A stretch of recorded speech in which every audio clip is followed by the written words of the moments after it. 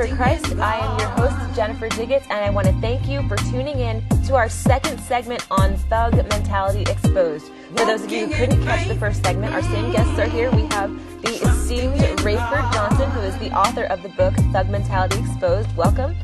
And Pastor Levon Davis. So we are going to jump right in and give a quick recap for those of you who couldn't catch the first segment.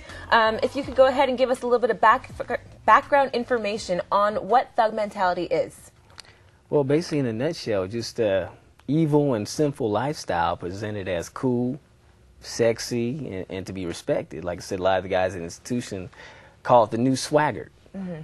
So, and like I said, that's what we're trying to expose. You know, Ephesians 5:11, that's the theme of our ministry. Have nothing to do with the fruitless deeds of darkness, but rather expose them, and that's what we're doing. Right. And we expose them with four principles. You know, first awareness, knowledge, then wisdom, and then a mission. So once you get the information, you get the wisdom. Don't just sit on it. Go out and bring light to someone else. Bring them out of darkness. Right. That's wonderful. So can you give us some specific characteristics that are associated with thug mentality?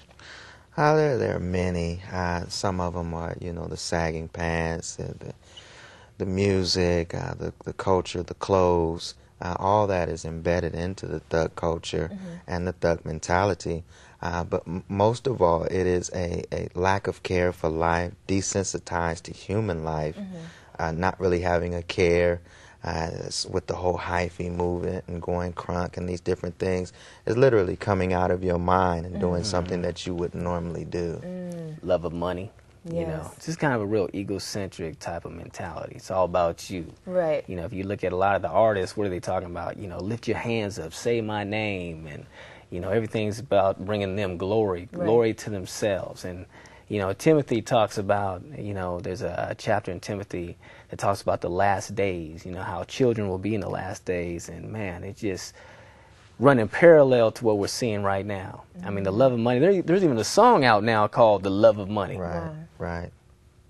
That's amazing. Now, I have a direct quote here from your website, and you were quoted as saying, "Now is the time to educate ourselves on these deadly social issues that can drastically impact our loved ones." Now, this is such an important issue that is facing our youth today. Why do you think people are so resistant to wanting to learn more about this problem or even address it? It's become too popular. And when you see something that allows you to have an identity, you'll gravitate to it. So they're totally resistant to going the right direction because what's popular is going the other direction. Right. And so when you don't have something to build yourself in, you are going to gravitate to whatever is out there. Now, why do you think this has become so popular? Well, I mean, like I said, it's enjoyable to many people. I mean, because like I said, if you look at it, I mean, it does look good. I mean, you have a young boy looking through a 12-year-old eyes.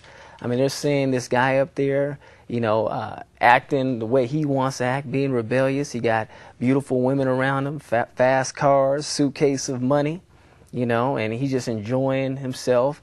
Not living a disciplined life, but just living what he feels like doing, living the, you know, the hyphy, the crunk life, you know. Now it's a compliment, you know, to be called stupid and dumb. I mean, there's movements now, it's like, I'm going to go dumb, I'm going to go stupid.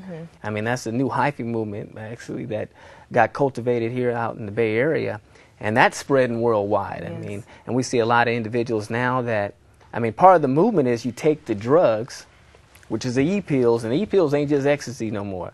Now it's mixed with meth and heroin and everything else. And I've actually talked to many of these individuals where I work, and it's sad because many of them will tell me that after taking these drugs, they can't think straight. You know, many of them see shadows, they see demons, and, you know, they feel like hopeless now because it's like, man, I've done ruined my life, I've done ruined, you know, my control panel. You know, how can I go through life now? So now they kind of have this, many of them have this hopeless sense of, you know, feeling about life. Now, I hear that you have a very powerful testimony, and we would love if you would share that with the audience.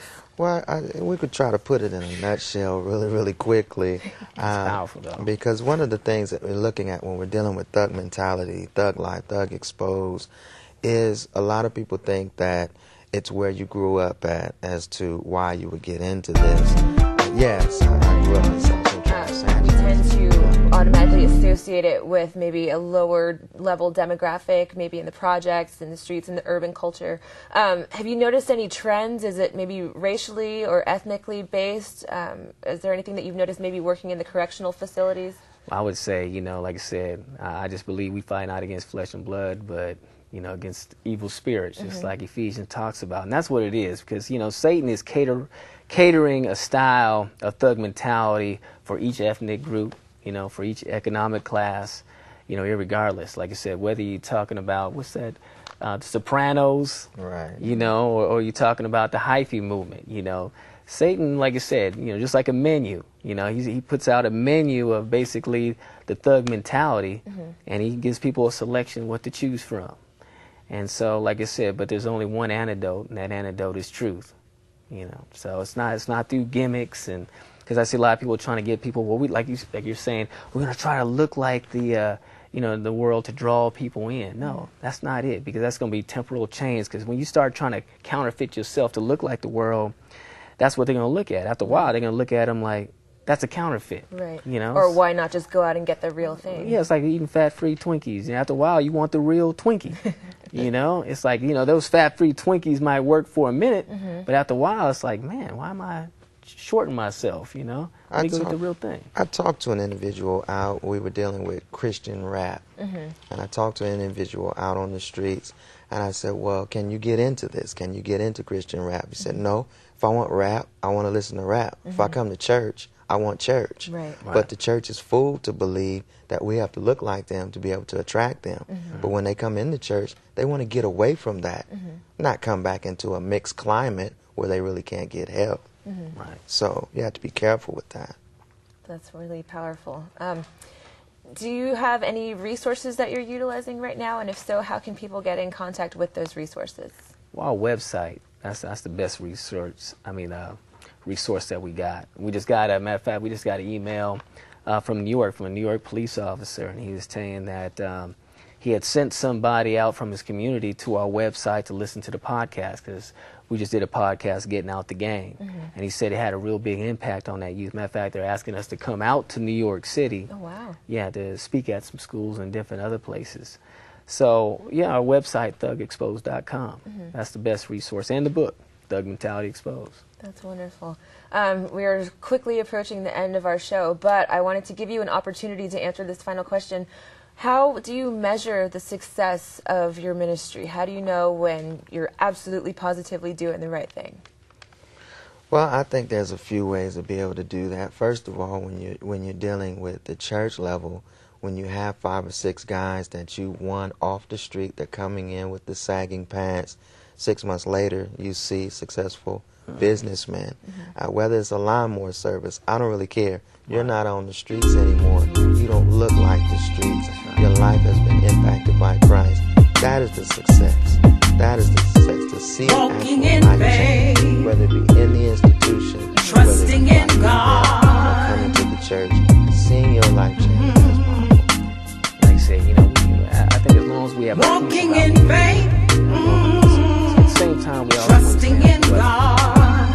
we can't control that, but we're just called, like I said, just to go ahead and speak forth the truth. Walking in faith, And trusting in God. Very encouraging to you in your endeavors, seeing these people come back to you and give their testimonies and let people know that Walking this in really faith. is working. So I want to thank both of you for joining us. It has been absolutely wonderful having you here. Once again, the Thank book you so is much. called Thug Mentality Exposed. We want to thank you for watching Teens for Christ. Again, I'm your